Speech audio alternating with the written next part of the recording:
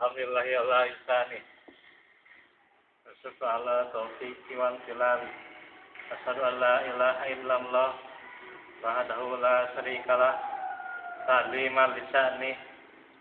Wa asyhadu anna Muhammadan abduhu wa rasuluh ad-da'i ala ridwani. Ihwatu iman yang mengharap punya kemanfaatan dari ilmu yang kita pelajari, bahwa di mana surat Al-Baqarah ini adalah surat yang tentunya di mana sangat istimewa. Pada hari ini kita akan melanjut setelah kita lanjut di mukadimah kemarin, kita lanjut dari ayat yang pertama. Sebelumnya kita baca saja dulu ayat 1 sampai 5. A'udzubillahi minasyaitonir rajim. Bismillahirrahmanirrahim. Alif Lam Mim. Dzalikal kitabul la raiba fihi hudal lil muttaqin alladzina yu'minuna bil ghaibi wa yuqimuna sholata wa mimma razaqnahum yunfiqun. Walladzina yu'minuna bima unzila ilaika wa ma unzila min qablik wa bil akhirati hum yuqinun. Ulaika ala hudan mir rabbihim wa ulaika humul muflihun. Inilah yang akan kita kaji pada sore ini, yaitu ayat 1 sampai 3 dulu. Ini juga sudah lumayan. Insya Allah dalam 30 menit ini ihwatu iman hadirin risalah al-muhajirin kita akan kaji. Memang bagi saya ini memang istimewa. Kalau saya mendengar Syekh Nasir Al-Qotami, luar biasa bagaimana beliau melantunkan surat Al-Baqarah ini. Sampai sekarang saya masih pakai pendengar murotal Syekh Nasir Al-Qotami. Hanya memang mungkin agak kemiripan dengan cara bacanya, itu memang karena saya memang suka sekali cara bacanya, cara lagamnya. Apalagi surat Al-Baqarah, luar biasa kalau dengarkan Syekh Nasir Al-Qotami ini. Tapi kita mau masuk tafsir surat Al-Baqarah ayat 1 sampai 3. Di mana ayat ini dimulai Bismillahirrahmanirrahim. Alif Lam Mim. Nah, ini tentunya pengenalan. Ada 14 huruf dalam Al-Quran, yaitu huruf muqatta'ah. Disebut muqatta'ah karena terputus-putus cara bacanya. Tidak baca alama atau tidak baca ulama, justru dibaca per huruf, terputus-putus cara bacanya. Di mana alif lam mim ini memang banyak rupa-rupanya. Syekh Marwan bin Musa rahimahullah menjelaskan di antara alif lam mim ialah huruf-huruf abjad atau huruf-huruf hijaiyah.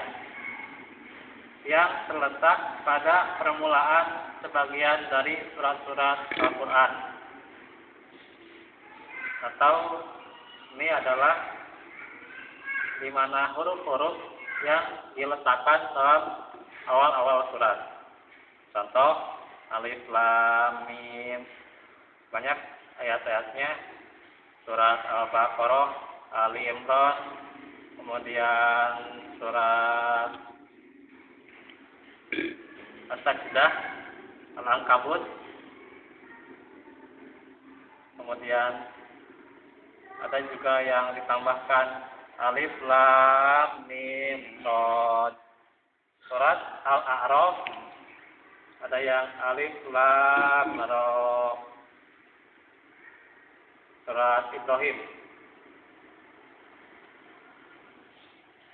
banyak sekali versi-versinya. Ini adalah contoh-contoh ayat-ayat yang namanya huruf-huruf muqatta'ah, terputus-putus dalam membacanya. Di antara ahli-ahli tafsir ada yang menyerahkan pengertiannya kepada Allah, karena yang di sini adalah dipandang termasuk ayat-ayat mutasyabihat. Mutasyabihat itu ayat-ayat yang samar, ayat-ayat yang Allah rahasiakan maksudnya.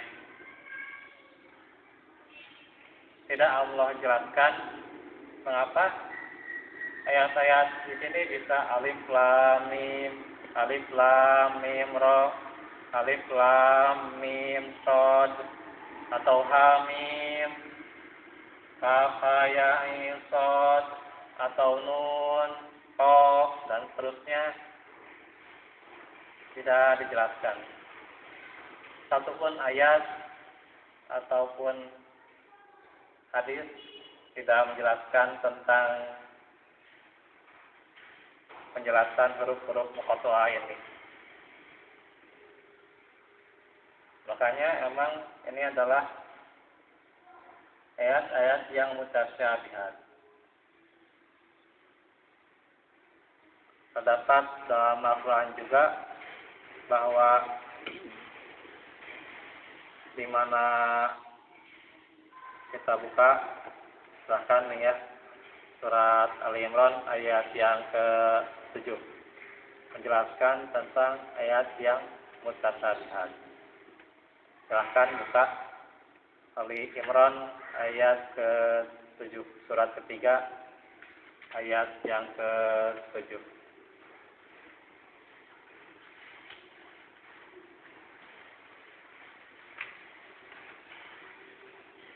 Nah ini.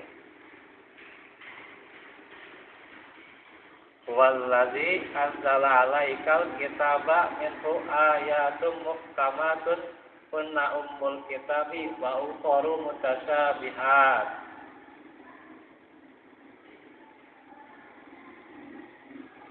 Dialah yang menurunkan kitab, yaitu Al-Quran, kepadamu Muhammad. Di antaranya ada ayat-ayat yang mutasyabihat, ada yang muhkamat. Nah ini disebutkan dulu muhkamatnya yang pertama. Di antaranya ada ayat-ayat yang muhkamat atau yang jelas isinya, ayat-ayat yang terang, tegas maksudnya. Nah inilah yang dijadikan hukum. Karena itu dalam ulumul Quran cukup mengamalkan ayat-ayat yang muhkamat. Dan juga itulah pokok-pokok kitab. Pokok-pokok kitab itu induknya itu adalah ayat-ayat muhkam. Bahwa yang penting itu bagaimana berhukum syariat dalam setiap hal, dari yang kecilnya sampai hal yang besar, dari tentunya bangun tidur sampai tidur lagi. Itu yang penting itu bagaimana berhukum syariat. Seseorang hanya mengkaji tentang tauhid, akhlak, atau marifat, mengenal Allah, mengenal manusia. Tapi kalau tanpa beramal dengan benar, tidak akan benar Islamnya. Islam dia tidak akan benar kalau dia tidak mengamalkan hukum syariat. Jadi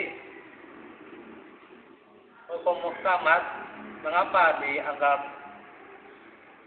pokok-pokok atau induk dari kitab, dari Al-Quran? Itu karena ayat-ayat yang muhkamat ini sudah cukup untuk diamalkan. Melanggar saja satu dari Al-Quran, hukum-hukum Al-Quran, tidak akan benar Islamnya. Padahal dia cerdas, tauhid, tafsir, akhlak, atau marifat, mengenal Allah, mengenal Rasulnya dan seterusnya. Tapi tidak pernah dijelaskan bagaimana cara mengenal Allah dengan beramalnya. Hanya mengenal Allah itu siapa, terus tujuannya bagaimana, hikmahnya bagaimana, tapi tidak pernah diterangkan bagaimana cara beramal dengan benar. Nah ini, bahwa sempurna Al-Quran itu. Mengapa saya tertarik contohnya untuk membahas tafsir? Sebenarnya bukan hanya tuntutan dari pendengar, dari suatu iman. Tentunya ini adalah bagaimana tafsir ini, bagaimana bisa kita mengerti Al-Quran. Karena pokok hidup itu Al-Quran, bukan konsep hidup yang dibuat manusia, bukan. Pokok hidup itu Al-Quran, dan Al-Quran pokok hidupnya, pokok Alkitab atau Al-Quran itu adalah ayat-ayat yang muhkam, jelas. Maka kalau seseorang sekitar ataupun agamanya, kalau dia tidak mengamalkan hukum syariat, maka tertolaklah dia apa yang dia kerjakan. Karena cita-cita hukum syariat ini, cita-cita itulah memang cukup panjang. Tapi yang jadi pokok di mana kajian kita dan yang lain itu ada ayat-ayat yang mutasyabihat.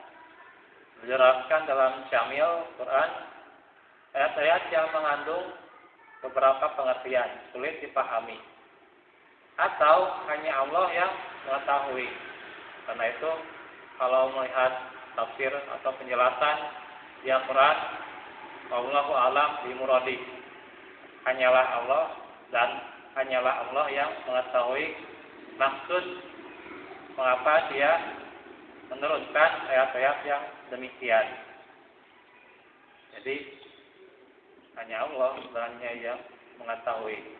Walaupun memang nanti kalau kita lihat di tafsir Ibnu Abbas atau tafsir di sahabat Ibnu Mas'ud, itu ada yang menjelaskan bagaimana alif lam mim ini adalah sifat-sifat Allah. Nah ini memang ada penjelasan kalau dari sahabat. Teman sahabat juga tidak mau menghafal, tidak seperti kita. Alif Allah, lam Jibril, mim Muhammad. Itu dari mana? Dari mana?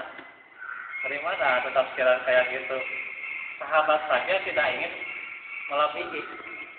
Para sahabat saja, ya waktu iman, tidak mau melebihi dari apa yang difirmankan oleh Allah Ta'ala.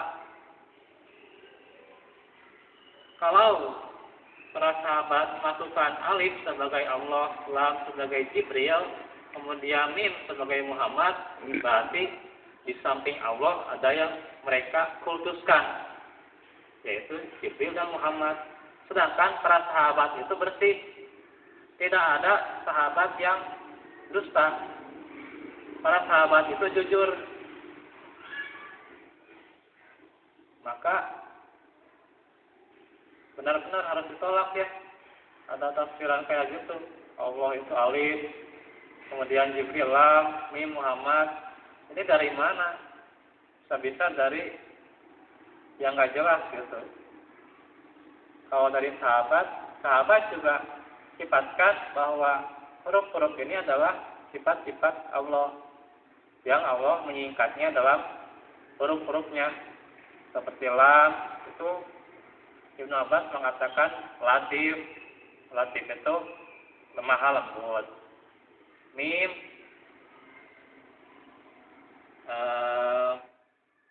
banyak sekali mim.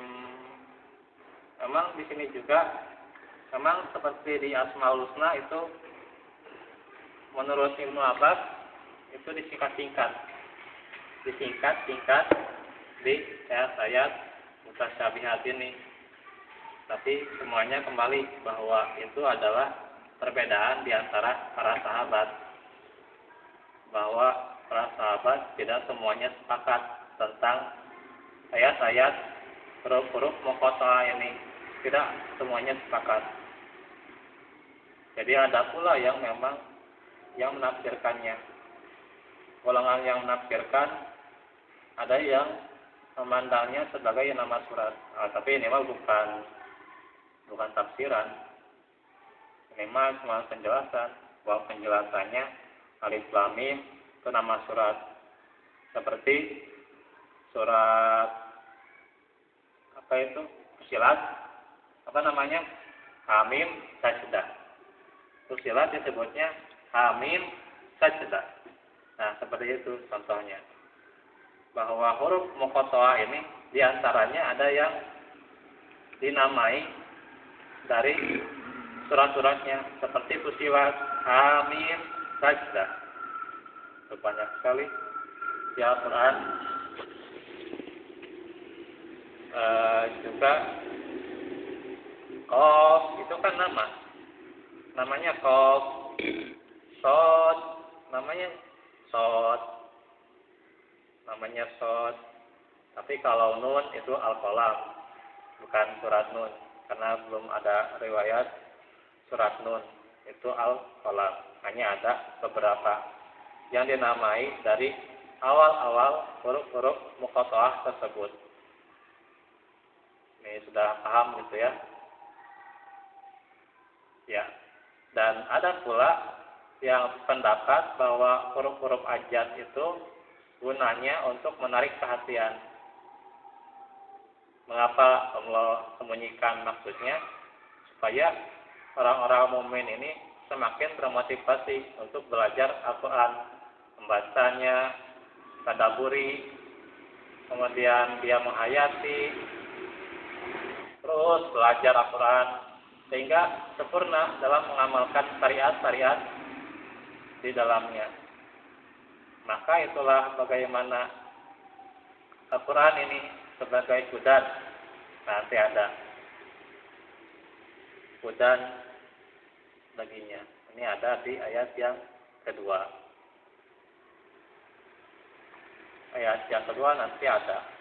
Mengapa Al-Quran jadi hudan bagi orang-orang tersebut, bagi mereka. Kemudian juga supaya yang mendengar Al-Quran itu supaya memperhatikan Al-Quran itu. Perhatikan Al-Quran itu. Uzur hazal ayat atau unzur hadil ayat. Perhatikan Al-Quran ini. Perhatikan ayat-ayatnya. Mengapa Allah memberikan kita ujian dengan ayat-ayat ini? Nah, ini memang luar biasa. Orang-orang yang ada pada dirinya penyakit di qulubihim zayghun fayattabi'una ma tashabaha minhu fitnah. Mereka itu mencari maksud dari mutasyabihat, tapi tujuannya untuk mencari fitnah dan mentakwilnya tanpa dasar ilmu. Padahal wa ma ya'lamu ta'wilahu illallah. Tidak ada ta'wil itu kecuali hanya dari Allah. Nah inilah warasikhuna fil ilmi, dan orang-orang yang diberi pendalaman terhadap ilmunya, orang-orang yang mendalam ilmunya, yaquluna amanna bihi kullun min indi rabbina. Mereka itu hanya mengatakan kami beriman kepadanya, beriman dengannya, bahwa ini semuanya adalah dari Rabb kami, dari sisi Rabb kami. Nah itulah wa may yadzakkaru illa ulul albab. Tidak ada orang-orang yang mengingatnya, mengambil pelajaran di dalamnya, kecuali orang-orang yang mempunyai akal. Atau yang di sini ulul albab di sini adalah tentunya nanti ada penjelasan sendiri dari Syekh dan juga ini dari Syamil bahwa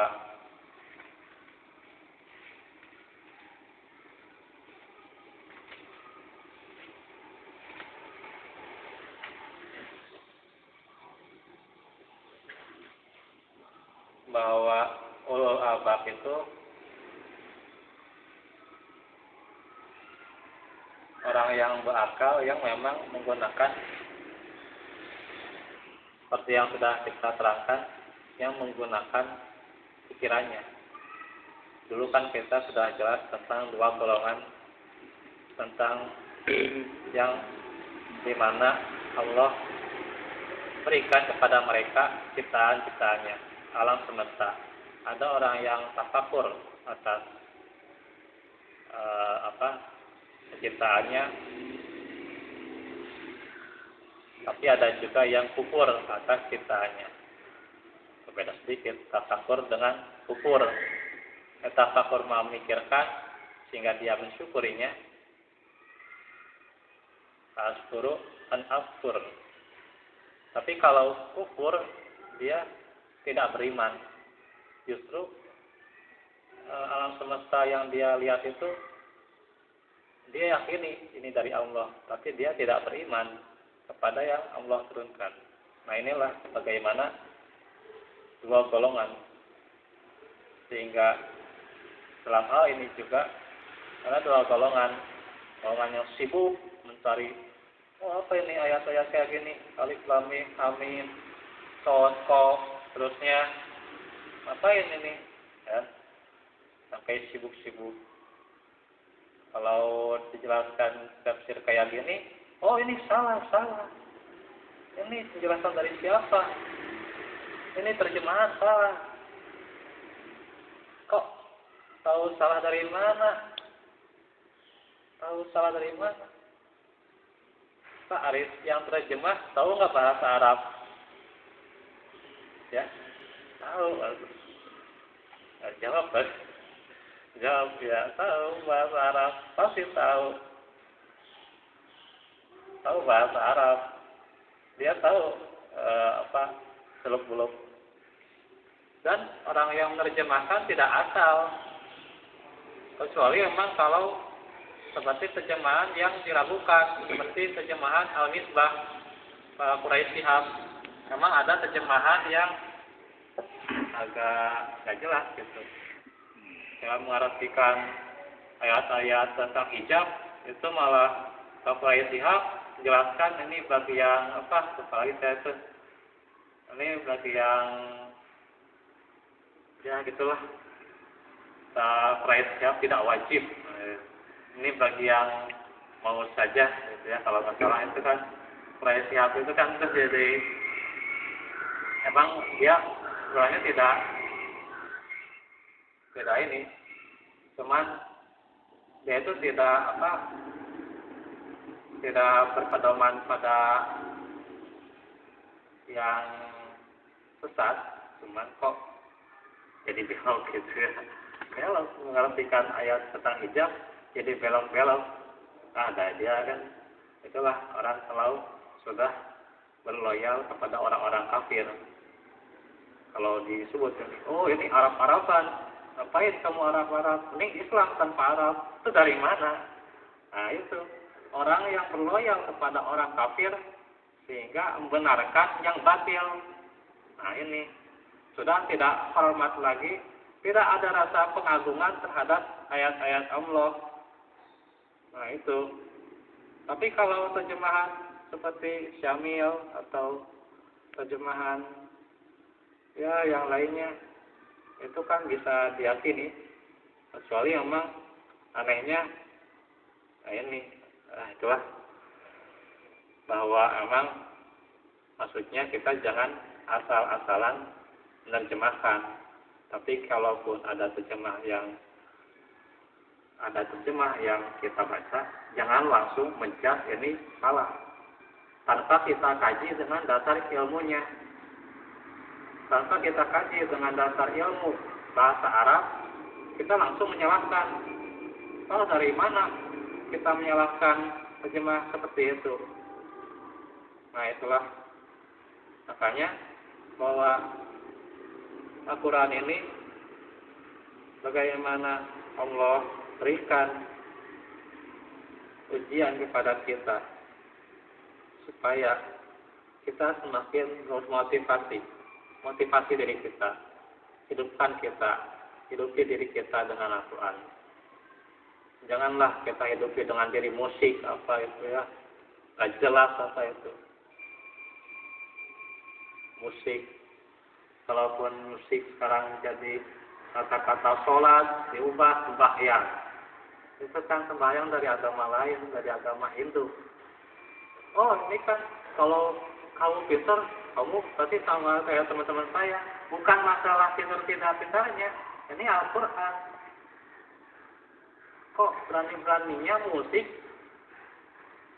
disetarakan dengan Al-Quran, atau melebihi Al-Quran, atau menetapkan musik lebih dari Al-Quran? Nauzubillah min dzalik. Dan itu dia juga orang yang pendapat seperti itu pintar Al-Quran, pintar tafsir, terjemah. Kok bisa kayak gitu? Nah itulah bagaimana orang yang tidak hidup dengan sebenar-benarnya dengan Al-Quran. Ya, masih panjang ya. Lumayan.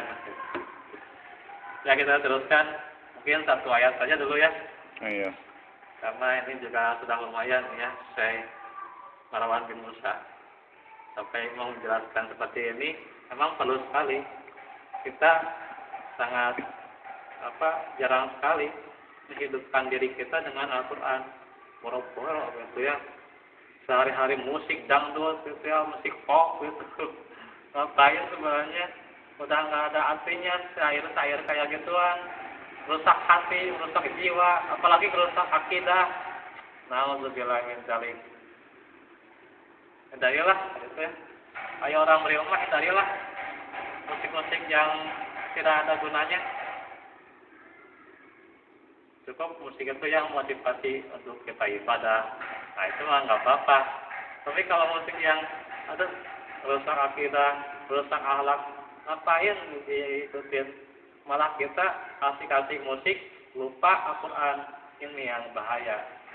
Nah ini juga kenapa Allah menjelaskan bahwa Alif Lam Mim, ada ayat-ayat yang Allah rahasiakan maksudnya. Supaya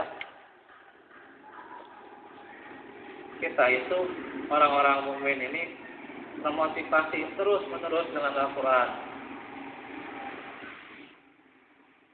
bahwa mengisyaratkan atau juga isyaratnya itu bahwa Al-Quran ini turun dari Allah. Sok kira. Kalau mengatakan Al-Quran turun dari Muhammad, bodoh itu. Satu ya Allah. Itu siapa itu adiknya? Sampai gubernur itu ya. Lalu saya juga kalau mau mendengar ingin ketawa sekali. Kok bisa dia mengatakan Al-Quran diturunkan Muhammad? Hah? Aneh sekali kan. Ya tapi jangan berlebihan ya ketawanya. Karena dia juga gitu-gitu karena orang kafir. Jelaslah. Kalau orang kafir mah ada ketawa doang, jangan berlebihan. Cuma sekedarnya aja kesan gitu ya. Kesan ini menilai Al-Quran kok kayak gitu ya. Kesan ini memang. kita harus tersentuh hati kita. Kalau Al-Quran itu dihujat, dihina, tersentuh. Kalau ulama dihina, tersentuh hati kita, harus tersinggung. Itu kan ulama juga kan ngambil dari prinsip Al-Quran, kembali lagi kepada Al-Quran. Nah ini bahwa bagaimana kalau Nabi Muhammad membawa ayat kayak gini ya, coba Alif Lam Mim, terpikirkan nggak sama manusia membuat ayat seperti ini, Alif Lam Mim apa gitu ya, nanti kalau ini Lam Mim tebak aja gitu, berani nggak kayak gitu? Atau saja gitu ya, apa sin jim, berani nggak kalau gitu? Pasti nggak berani. Nggak ada manusia yang kepikiran kayak gitu. Nggak berani. Satu ayat pun nggak berani. Makanya dibacakan Alif Lam Mim di awal surat ini adalah cobaan. Al-Quran ini dari Allah. Dalam bahasa Arab yang tersusun dari huruf-huruf hijaiyah, huruf-huruf abjad. Kalau mereka tidak percaya bahwa Al-Quran itu dari Allah dan hanya buatan Muhammad Sallallahu Alaihi Wasallam semata-mata, maka cobalah mereka buat semacam Al-Quran itu. Coba, kalau diyakini Al-Quran dari Muhammad, coba buat satu ayat saja atau satu surat saja yang paling pendek. Yang paling pendek surat apa? Al-Kautsar. Al-Kautsar yang paling pendek. Inna atena Al-Kautsar. Bisa nggak seperti itu? Dan telah berabad-abad, bertahun-tahun, tidak ada ya manusia membuat serupa dengan Al-Quran. Tidak ada. Fa'tu bisuratim min mislih. Oleh Allah ditantang. Fa'tu bisuratim min mislih. Ternyata manusia tidak ada yang bisa membuat dengan hal yang sama, yang serupa nggak ada. Kan benar, walam yakul lahu kufuwan ahad. Tidak ada yang bisa menyerupai Allah. Keahadan Allah dalam firman-Nya tidak ada yang bisa menyerupainya. Maka jelas Al-Quran ini dari Allah saja. Kalamullah atau firman Allah. Maka cobalah tentunya kita jangan diri kita disibukkan dengan perkataan-perkataan yang tidak ada gunanya. Hidupkan kita dengan Al-Quran. Karena Al-Quran ini luar biasa kompleksnya. Kita itu harus punya kesan dari Al-Quran ini. Jangan kesannya kalau baca Al-Quran boring aja, bosan aja gitu ya. Aduh, harusnya kita punya kesan dari Al-Quran. Itulah orang yang diberi Furqan itu bukan hanya seorang yang pembeda, bukan seorang pembeda. Orang yang di Furqan itu bukan seorang pembeda saja, bahwa dia juga mengambil manfaat. Kesannya itu adalah mengambil manfaat dari Al-Quran. Itulah seorang yang beriman. Saya Abdurrahman bin Nasir As-Sa'di berpendapat bahwa yang lebih selamat adalah diam, tawakuf, tidak mencari-cari maksudnya. Yang pasti Allah Ta'ala tidaklah menurunkan begitu saja tanpa ada hikmah di balik itu. Hanya saja kita tidak mengetahui. Allahu a'lam bishawab. Jadi pasti Allah menyediakan hikmah. Karena itu ada orang yang yu'til hikmata may yasha. Yang Allah itu berikan hikmah kepada yang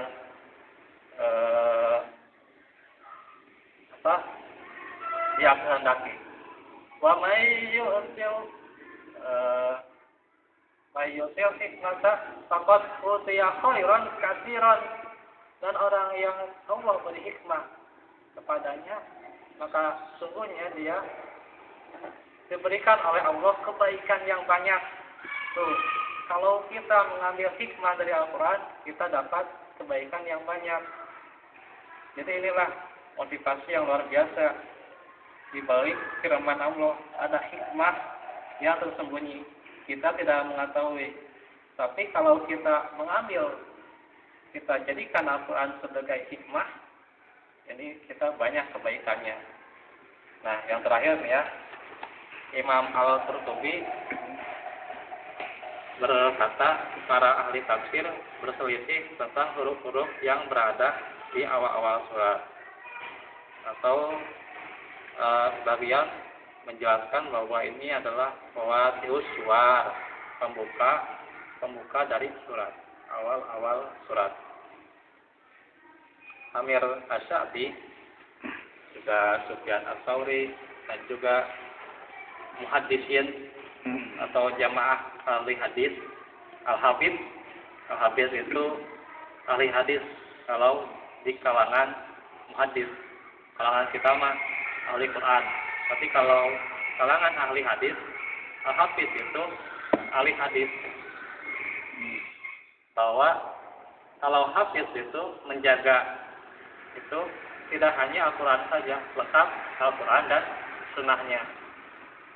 Nah, disinilah jadi para jamaah ahli hadis atau al-hafiz yang menguasai hadis berkata, ia adalah rahasia Allah dalam Al-Quran, sirullah, dan Allah memiliki rahasia di setiap kitabnya.